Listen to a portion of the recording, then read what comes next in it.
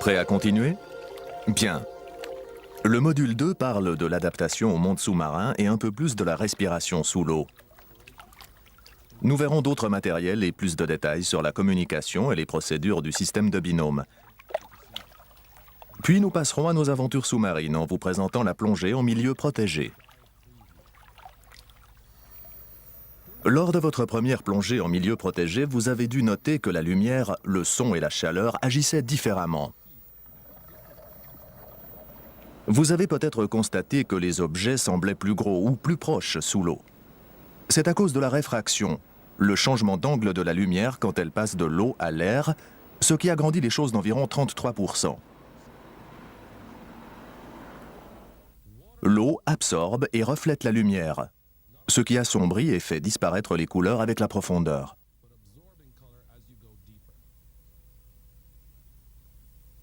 C'est d'abord le rouge qui disparaît, puis l'orange, le jaune, le vert et enfin le bleu à grande profondeur. L'eau affecte également les sons. Vous les entendez, mais vous avez des difficultés à en définir la provenance. C'est parce que dans l'eau, le son voyage 4 fois plus vite. Bien sûr, vous n'allez pas parler sous l'eau, mais vous pouvez utiliser les sons pour attirer l'attention de votre binôme. Vous avez certainement noté que l'on se refroidit plus vite dans l'eau que dans l'air. L'eau conduit la chaleur 20 fois plus. Et des températures agréables dans l'air sont trop froides dans l'eau sans la protection d'une combinaison humide ou étanche. Sans réaction, la perte de chaleur peut se transformer en hypothermie. Un problème grave. Le corps se refroidit tellement qu'il ne peut plus fonctionner normalement. Des tremblements continus et incontrôlables sont des signes du corps pour annoncer une trop grande perte de chaleur. Quelle que soit votre combinaison, si vous grelottez, arrêtez la plongée immédiatement et allez vous réchauffer. Si vous avez déjà essayé de courir avec de l'eau jusqu'à la taille, vous avez senti la résistance de la densité. Pour économiser l'énergie et ne pas vous essouffler en plongée, vous nagerez lentement. Évitez les mouvements rapides et agités qui gaspillent l'énergie et vous font consommer plus d'air. Votre profil est important. Vous devez être hydrodynamique et horizontal, bien lesté, et avoir vos instruments près du corps afin de réduire la résistance. Les instruments qui pendent vous freinent, s'abîment et peuvent endommager la vie marine. Trop de lest vous tire sur les hanches, vous n'êtes plus horizontal et hydrodynamique dans l'eau. Apprenez à vous calmer et à vous relaxer en plongée.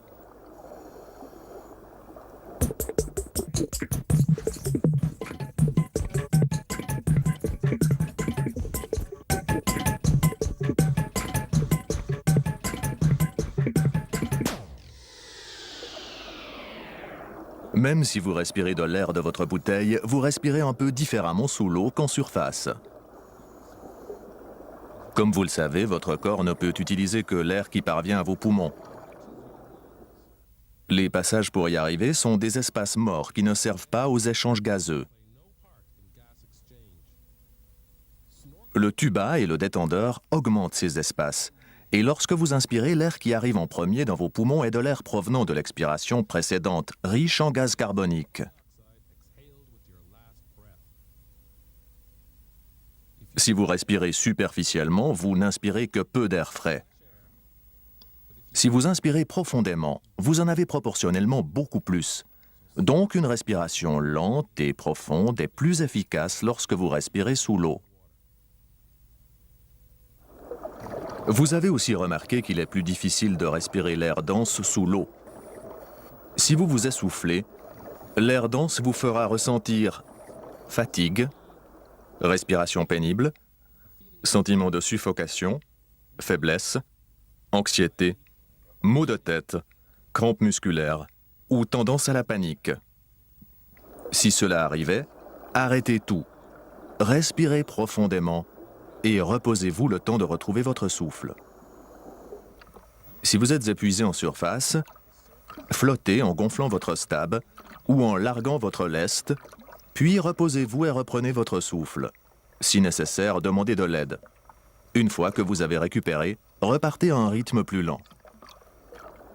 Évitez l'essoufflement en conservant un rythme modéré. Connaissez vos limites physiques, évoluez lentement et évitez les efforts prolongés. Il n'est pas rare d'avoir un peu d'eau dans le tuba ou le détendeur, surtout après l'avoir purgé. En contrôlant vos voies aériennes, vous éviterez cette eau en inspirant doucement et prudemment et en utilisant votre langue comme barrière pour éviter que l'eau n'entre dans votre bouche. Après avoir inspiré, expirez fort pour expulser l'eau restante. Si vous inspirez un peu d'eau, vous pouvez vous étouffer et tousser un peu. Pas de panique. Tenez votre détendeur ou votre tuba et toussez. Vous pouvez aussi avaler. En bref, votre respiration sous l'eau avec un scaphandre doit toujours être lente, profonde et continue. Apprenez à contrôler vos voies aériennes.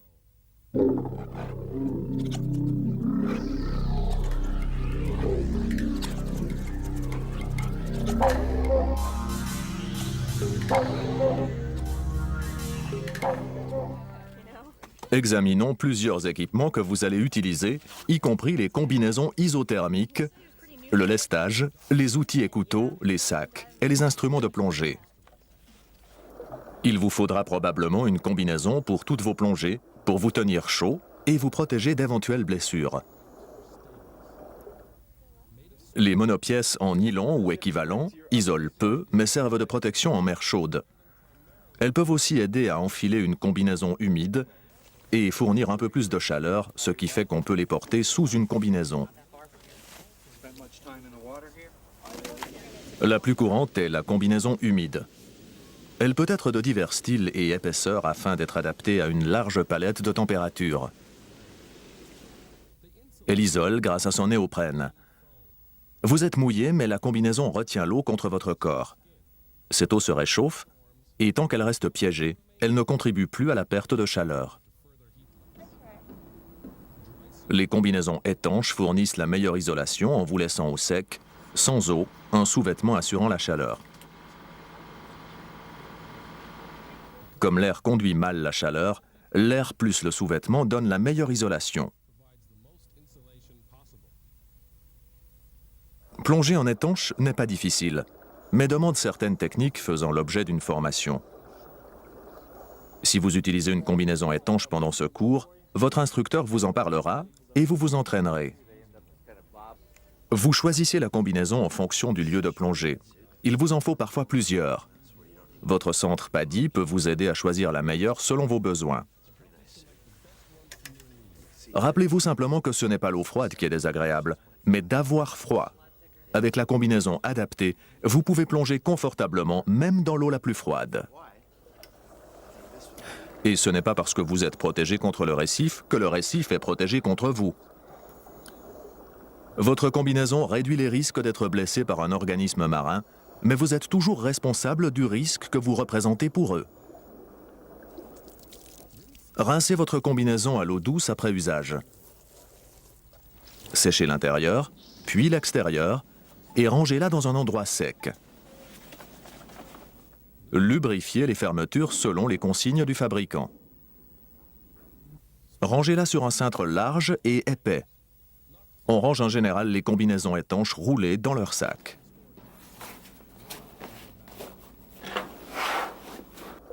Dans l'eau en dessous de 21 degrés, vous devrez vous protéger du froid à la tête, aux mains et aux pieds, en utilisant donc cagoule, gants et bottillons. Vous pouvez d'ailleurs les utiliser comme protection en toutes circonstances. Avec les combinaisons humides et la plupart des étanches, vous avez une cagoule en néoprène. Il existe des cagoules séparées dont le rebord se glisse sous la combinaison. Vous pouvez aussi avoir une veste avec une cagoule qui se porte sous la combinaison et accroît la protection thermique au niveau du torse. Il existe aussi des vestes avec cagoule. En eau froide, les gants évitent aux doigts de s'engourdir. En eau chaude, on peut utiliser des gants plus minces pour la protection et une meilleure dextérité. N'oubliez pas que les gants ne vous donnent pas le droit de toucher à tout sans retenue. Vous pouvez toujours être coupé ou piqué à travers des gants.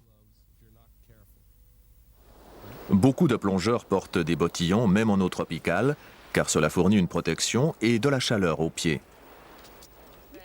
Les combinaisons sèches et humides isolent si bien que vous pouvez avoir trop chaud avant d'aller dans l'eau. Pour éviter cela, préparez tout votre équipement avant de mettre votre combinaison. Après avoir enfilé votre combinaison, limitez vos activités et évitez le soleil le plus possible. Enlevez votre cagoule si vous en avez une, gardez votre veste ouverte autant que possible et si nécessaire, sautez dans l'eau ou arrosez-vous pour vous refroidir.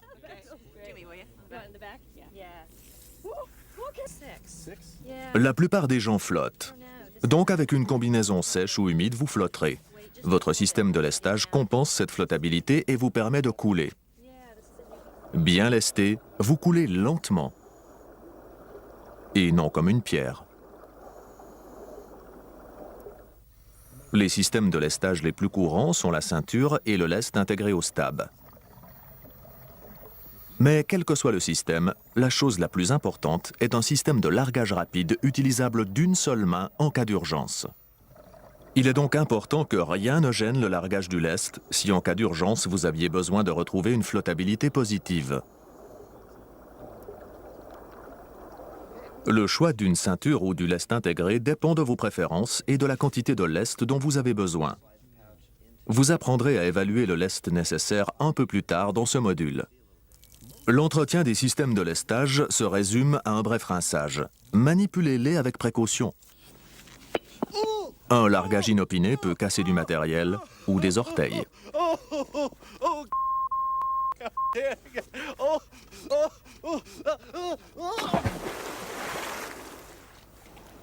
Un scaphandre avec du lest ne tient généralement pas bien debout. Donc, couchez-le plus tôt. Voyons les diverses sources d'air de secours. Heureusement, vous n'en aurez jamais besoin.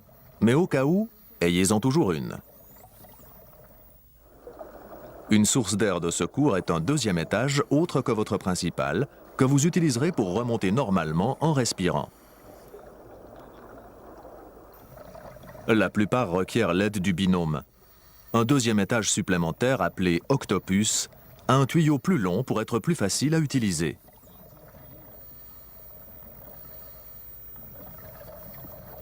Un détendeur inflateur combine sur le tuyau du stab le direct system et un deuxième étage. Dans ce cas, votre binôme vous donne son détendeur principal et passe sur son détendeur inflateur.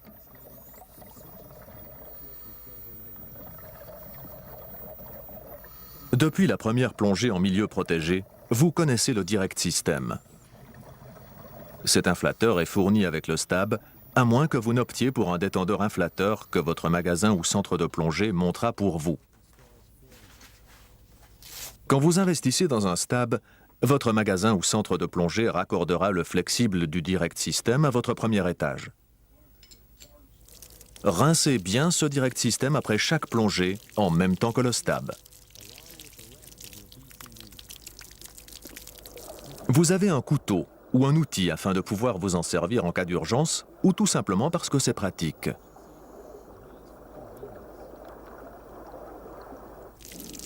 Prenez soin de ce couteau en le rinçant à l'eau douce à chaque fois, en l'aiguisant et le nettoyant si nécessaire selon les instructions du fabricant.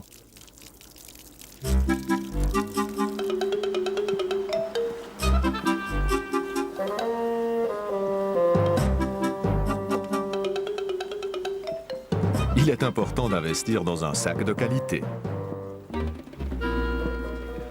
Choisissez-en un en matière solide pour porter tout votre matériel, sauf la bouteille, le lest et éventuellement la combinaison étanche. Prenez-le un peu trop grand, car vous pourrez rajouter des accessoires. Il y a de nombreux styles et caractéristiques en fonction de ce que vous préférez. Votre sac n'a pas besoin de beaucoup de préparation et de soins. Préparez-le dans l'ordre inverse de votre besoin en matériel pour que ce dont vous avez besoin en premier soit au-dessus.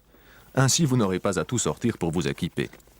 Lors du rinçage de votre équipement, enlevez le sel de votre sac et séchez-le avant de le ranger. Comme vous n'êtes pas un poisson, et comme vous n'avez pas son instinct, vous utiliserez des instruments sous l'eau. Il y a des limites à votre durée d'immersion, en fonction des plongées précédentes et de votre profondeur de plongée. Pour la durée, vous utiliserez une montre ou un timer. Une montre peut être analogique ou digitale. Les fabricants testent leurs montres à 200 mètres ou plus. Vous n'irez pas si profond, mais ces montres ont été conçues pour la plongée scaphandre. Un timer fait la même chose, mais il s'active avec la pression et vous n'avez pas à le démarrer. Le profondimètre vous indique votre profondeur. C'est un équipement indispensable. Il existe des modèles analogiques, mais la version digitale combinée au timer est la plus courante. Il arrive que le monde sous-marin fausse votre sens de l'orientation. Un compas vous aide à savoir où vous êtes, où vous allez et comment revenir. Un compas sous-marin est rempli de liquide et résistant à la pression. Des marques de référence et une ligne de foi vous permettent de nager en suivant un cap. Vous apprendrez bientôt à utiliser un compas. Depuis le module 1, vous connaissez le manomètre. C'est évidemment un équipement obligatoire, souvent combiné à d'autres instruments. Une console regroupe divers instruments en un seul endroit.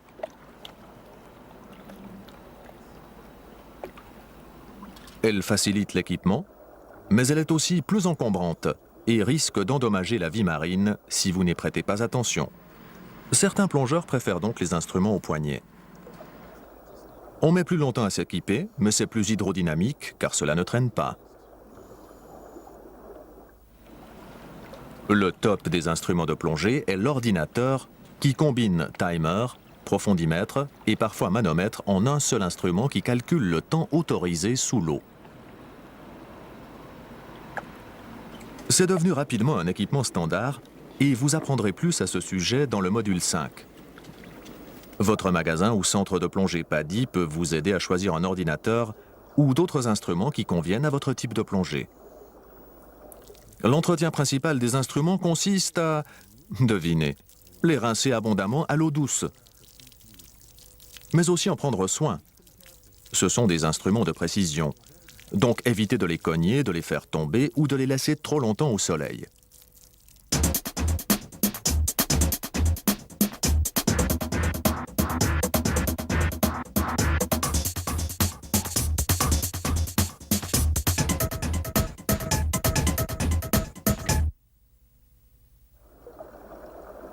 Dans le module 1, nous avons vu le système de binôme. Voyons maintenant la communication et les procédures qui rendent ce système de binôme efficace. Le son voyage bien sous l'eau. Mais sans appareil électronique, parler sous l'eau n'est pas très utile. Il vous faut communiquer avec les mains, avec des signes ou en écrivant. D'abord, attirez l'attention de votre binôme. Puis, donnez-lui votre message sur une ardoise ou plus rapidement, au moyen de signes. Il existe 25 signes standards, tous assez logiques, mais vous en créerez certainement d'autres à l'occasion avec votre binôme.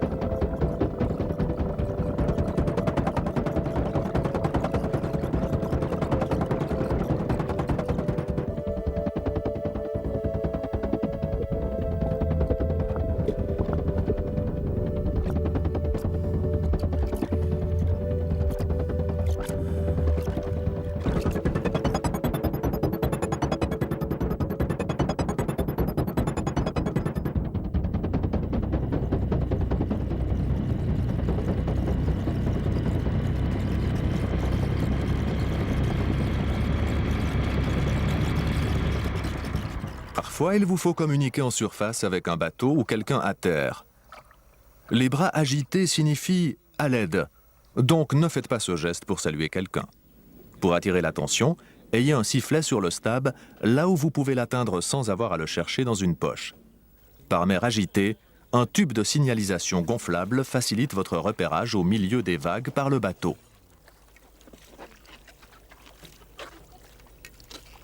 Lorsque vous plongez avec votre binôme, vous planifiez votre plongée tous les deux. Il y a 9 points à discuter. D'abord, se mettre d'accord sur les techniques et les points d'entrée dans l'eau et de sortie de l'eau. Puis, se mettre d'accord sur le parcours à suivre et les limites de temps et de profondeur. Vous devez décider et revoir la communication et choisir une pression d'air de retour. Discutez de comment rester ensemble et de quoi faire en cas de séparation. Revoyez les procédures d'urgence et soyez d'accord sur l'objectif de la plongée. Planifiez votre plongée ensemble, puis plongez selon ce plan. Avant chaque plongée, examinez l'équipement de votre binôme lors du contrôle de pré-plongée. Utilisez l'acronyme BALO pour vous en rappeler. Commencez avec le B, bouée, gilet. Vérifiez son fonctionnement, son réglage et la connexion du direct system. Gonflez un peu pour la mise à l'eau. A, air. Vérifiez que vous avez assez d'air pour la plongée, que les robinets sont ouverts et que vous savez où et comment utiliser la source d'air de secours. L, largage. Vérifiez que vous connaissez les boucles de largage de votre binôme et qu'elles sont bien attachées. L, lestage. Vérifiez que le lestage est correct et que le système de largage rapide est facile à utiliser avec la main droite.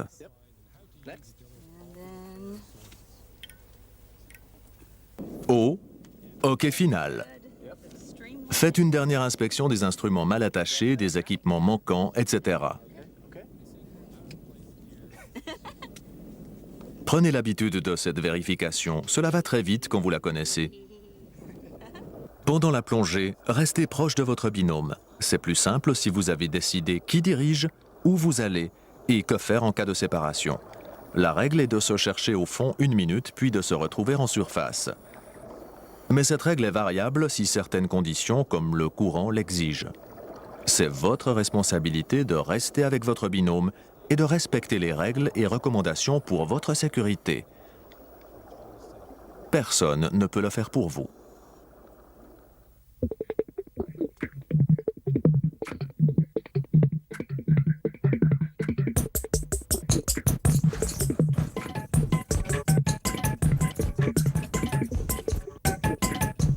Il est temps de se mettre à l'eau. Voyons ce que vous allez apprendre dans votre deuxième plongée en milieu protégé. Si votre équipement avait été préparé pour vous la session précédente, ce sera à vous de le faire cette fois-ci. Équipez-vous comme la dernière fois. À partir de maintenant, votre binôme et vous ferez le contrôle de pré-plongée. Rappelez-vous, ballot, bouée gilet, air, largage, lestage, hockey final. Vous apprendrez diverses mises à l'eau. Celle à utiliser dans une situation étant généralement la plus simple. Si vous pouvez marcher ou vous abaisser, c'est toujours mieux que de sauter. Bien sûr, n'essayez pas des sauts trop hauts. Une des mises à l'eau est l'entrée pas de géant. Équipé, le contrôle de pré-plongée effectué, vérifiez que la surface est dégagée. Gonflez votre stab à moitié afin de flotter en attendant votre binôme. Vérifiez que celui-ci est prêt. Respirez sur votre détendeur et tenez votre masque afin que le contact avec l'eau ne l'enlève pas quand vous sautez. Puis faites un simple pas en avant. Une fois dans l'eau, faites le signe OK et dégagez la zone pour attendre votre binôme. Il y a aussi l'entrée assise contrôlée, utile sur une plateforme basse comme un quai, une marche ou le bord d'une piscine. La zone dégagée est votre binôme prêt, le gilet à moitié gonflé. Tournez-vous comme ceci. Pivotez sur vos mains et descendez tranquillement dans l'eau. Facile. Durant cette plongée en milieu protégé, vous utiliserez votre tuba pour économiser l'air de la bouteille en surface. Si vous ne l'avez jamais utilisé, c'est très simple. Mettez-le en bouche, soufflez dedans pour en chasser l'eau et respirez. Pour vider l'eau du tuba, soufflez fort dedans, comme dans une sarbacane, pour expulser l'eau. S'il y a un peu d'eau qui rentre quand vous l'utilisez, purgez-le avec la même technique. Ensuite, votre première inspiration doit être prudente, au cas où il y aurait encore un peu d'eau. Vous pouvez respirer en inspirant doucement jusqu'à ce que vous ayez assez d'air pour chasser à nouveau l'eau restante.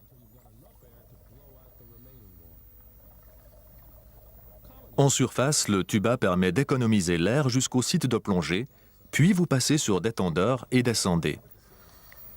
En fin de plongée, vous revenez sur tuba et nagez vers le bateau ou le rivage.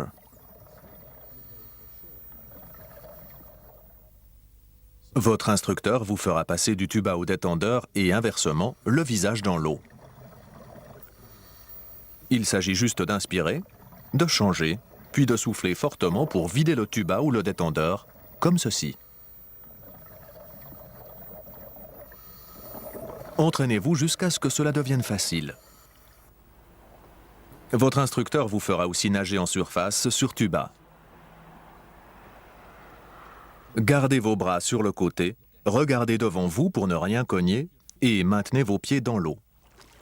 Il peut être plus reposant de nager sur le dos. Une fois arrivé au site de plongée, votre binôme et vous suivrez 5 étapes pour commencer la descente que vous pratiquerez durant cette plongée en milieu protégé. Premièrement, faites signe de descendre. Puis, prenez un point de repère en surface afin de savoir où vous êtes quand vous remontez. Troisièmement, réglez votre montre ou démarrez votre chronomètre si nécessaire. Et quatrièmement, passez sur votre détendeur. Enfin, purgez lentement votre stab et expirez pour descendre. Équilibrez immédiatement et fréquemment vos oreilles durant la descente. Restez tête en haut, ce qui est plus facile pour équilibrer et pour palmer pour ralentir la descente si nécessaire. Cela n'arrive pas souvent, mais vous pouvez perdre votre masque sous l'eau. Dans un tel cas, vous pratiquerez la respiration sans masque, sans laisser entrer d'eau dans le nez. Cela semble difficile. C'est en réalité facile d'inspirer par la bouche et d'expirer par le nez au début, puis de pratiquer jusqu'à ce que vous puissiez respirer seulement par la bouche. Si vous levez la tête, expirez par le nez afin d'éviter les entrées d'eau. Votre instructeur vous fera respirer sans masque au moins 1 minute, ce qui est le temps nécessaire pour revenir en surface sur une plongée normale. Mais en général, si vous perdez votre masque, votre binôme ou vous le retrouverez. Remettez-le comme ceci, en vérifiant les cheveux et le bord de la cagoule pour une bonne étanchéité. Videz le masque et remettez la sangle, ou le contraire. Choisissez la technique qui vous convient le mieux. Si votre direct system se bloquait en position ouverte, cela gonflerait votre stab ou votre combinaison étanche, entraînant une remontée rapide.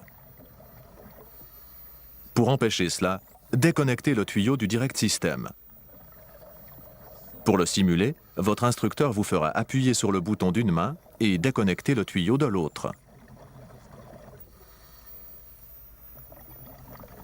Si vous déconnectez ce tuyau ou si vous êtes en panne d'air, vous devrez gonfler votre bouée à la bouche. Durant cette plongée en milieu protégé, vous pratiquerez cela en surface comme vous le feriez pour flotter. Prenez une inspiration et soufflez dans le tuyau du stab tout en appuyant sur le bouton que vous utilisez pour le purger. Expirez les 2/3 de vos poumons et relâchez le bouton. Répétez cela jusqu'à flotter confortablement et notez que vous économisez votre énergie si vous avez la tête dans l'eau quand vous soufflez dans le stab. C'est plus facile que de lutter pour avoir la tête constamment hors de l'eau.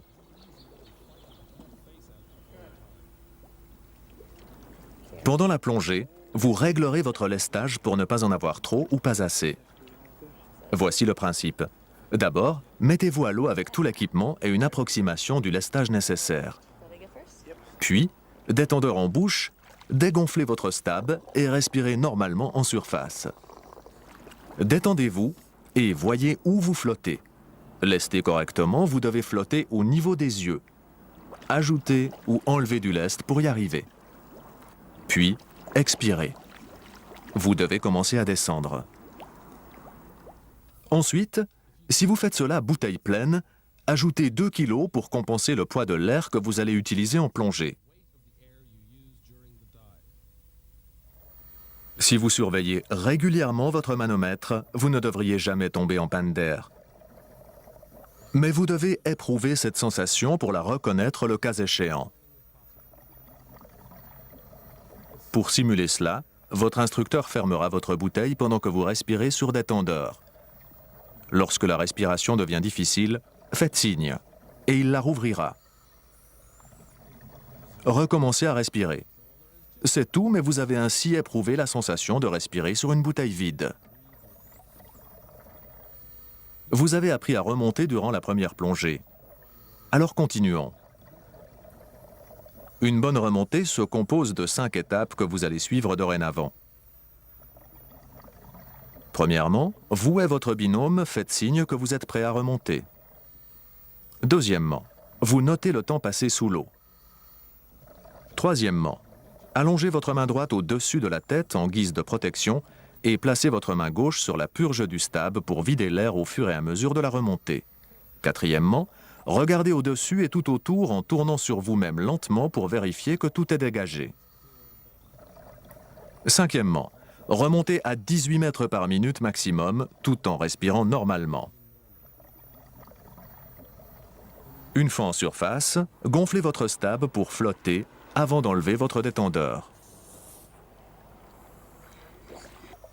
En cas d'urgence en surface, le premier réflexe est de bien flotter. Si cela n'est pas possible avec le stab, larguez votre lest. Durant cette plongée, votre instructeur vous fera pratiquer cela. Si vous avez une ceinture de lest, saisissez-la avec la main droite, ouvrez la boucle et larguez tout. Assurez-vous qu'il n'y ait personne en dessous avant de la larguer. Si vous avez un système de lestage, utilisez le largage rapide. Par simplicité ou pour éviter d'abîmer la piscine, votre instructeur peut vous faire enlever les plombs avant cet exercice. Parfois, il vous faudra enlever le scaphandre pour sortir de l'eau, comme quand vous plongez d'un petit bateau sans échelle. Enlevez d'abord votre lestage et passez-le ou posez-le sur le rebord de la piscine. Si vous avez du lest intégré au stab, vous le laissez généralement dedans.